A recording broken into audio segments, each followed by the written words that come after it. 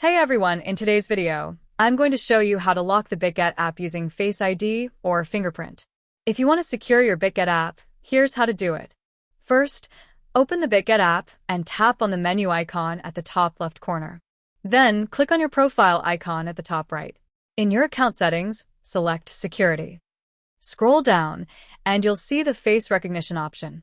If you're using an Android device, you'll see Fingerprint instead.